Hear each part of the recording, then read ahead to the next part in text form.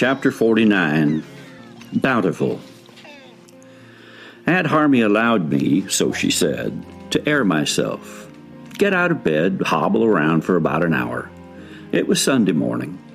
Like Lime had said, I wouldn't die, but that pain was fierce there in my thigh. Oh, I could walk, but I was sore. But I winced and tried ignoring. Sunday was the Lord's Day. The day Aunt Harmy'd read and pray. I hope she reads about what God looks for. Some thoughts that I'd been storing. Lime came up, said, "How you doing?" Roseanna Lynn, she saw me too and said I looked better than before. So I didn't hurt no more. Sun came out bright and early. French Captain Lewis came on board. The man was short, dark, and wiry. With him came 3 sailors more, loaded down with precious cargo. Must have been half a ton. Cap shook his head, but was told, "Don't argue, but for the shark," said Lewis, "we'd be done." Produce, cheeses, dry goods, clothing, casks of liquor, rum and wine. Some is moist, but none is soaking. Aunt Harmy assured him, all is fine. "Captain Lewis, 'tis a blessing undeserving to receive these fine gifts from you.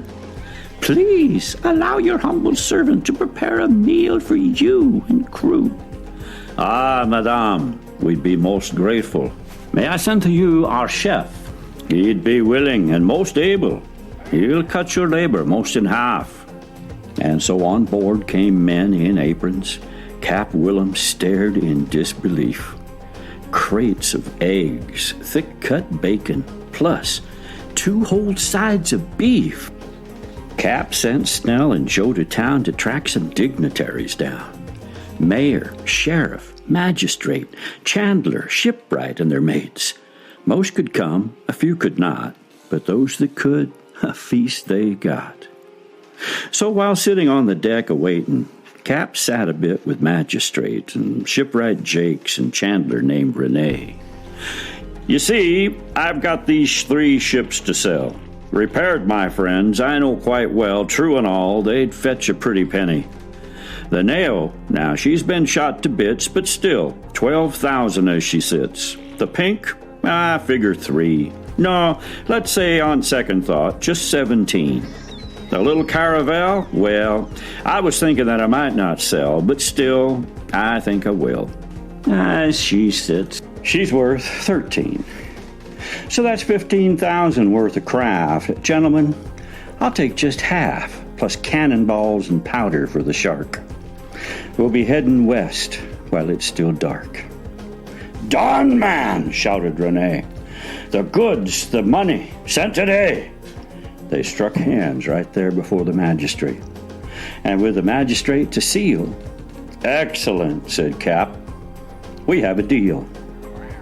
Cap then asked the French Cap Lewis to join them and to discuss so there be no cause for mistrust, both the split of pirate bounty and the sale. "You have 20 in your crew. I figure 20 each should do, and 1,600 more for you. That's 2,000 for you, man. Does that sound fair?" "Sir, 'tis a privilege and an honor to sail beside you on the water. We simply sailed along as baggage. I feel no disadvantage. In debt we are to you and to the shark." "Ah," said Willum. "Settled then. We leave at dawn, before the sun." Ah, such culinary fragrance. Roast beef, fresh-baked bread, garlics, wafting from Aunt Harmy's kitchen in the hold. Epitome of radiance came Harmy and her kitchen agents, with a crew of 20 serving, as we're told. And before a glass was lifted, Uncle Willum, as if gifted, stepped up, bowed his head with this appeal.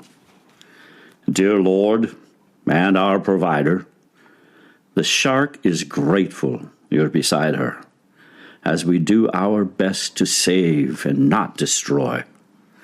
Of the shark, we ask you guide her to the needy on the water, to protect all those who sail in your employ, that you keep all those we've lost, as they have truly borne the cost, and now are resting neath your sheltering wings. And we thank you for your guiding, that you will keep presiding over every action, whate'er tomorrow brings. Thank you for your providence, your blessing, and your bounty. Bless all of us who gather round your table. We truly give you thanks as we are able. Amen. Everyone on board then soberly whispered, Amen. I remember. There followed silence for a minute at least. Then joyous, happy laughter and a feast. I received the message I had hoped for. Ah, yes, this too I remember. Chapter 50, A Fair Trial. Cannonballs in store, powder casks galore. 7 sailors, too, rounded out our crew. New stores in the hold, thousands more in gold. Struck out for Marseille. Should take but 3 more days. My leg was healing rather well. I could walk without Joe's stick. Sometimes I'd have to grab the rail or I'd be over quick. Trip first day uneventful. Averaged about 3 knots. Oh yes, new man on the morning chip log, fella named Herlotz. Another, caught on the morning watch to take the place of Van. Been near 4 years aboard the Shark. Trusted by the men. Next morning, Tuesday, right at 3 bells, I went to get the reading accompanied by Snell. We were discussing Genoa, one thing or another, when blimey, there's a jolly boat leaving in the water. Pulling at the paddle were some of our own crew. My neck rose up in hackles. Snell, them's all the ones that's new. Whoever 'twas in the nest hadn't seen them yet. They'd lower the jolly from the stern, out just 80 feet at best. Your flintlock, boy, fire it off! Sound the alarm, and fast! Seems every sailor on the Shark came running at the blast. Helmsman turned the Shark around, closed the meager gap. The men gave up without a sound, but not satisfied was Cap. Enraged, he shouted at Helots and the other brigands with him. Satisfied with what you got, you spawn of demons? I am not! Who was it formed your devil's plot? Never seen the Cap so grim. Give me a name. I want it now. Otherwise, it's cat o' nine. Then you and all hang from the prow. Tell me now, you swine. 'Twas Fabro and Durante, came a whimpering Helots. Then agreement from the other 2.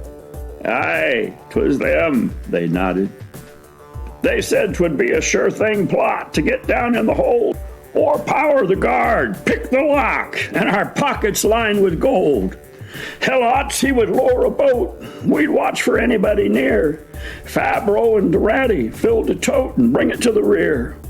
Gonna grab that young lad, too, another 500 easy earned, 'cause there's a prize for him in that knife of his when he come down to the stern. Part of Helot's job, tie him up, toss him down alive. When he come to take the chip log, we'd be sitting there in the jolly, and by 3 bells, we'd be gone.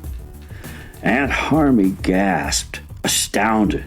I couldn't believe my ears. Strange the way it sounded, like collecting souvenirs. Roseanna Lynn came over to where I was standing, and we just stood there, hand in hand. Then proceeded another man.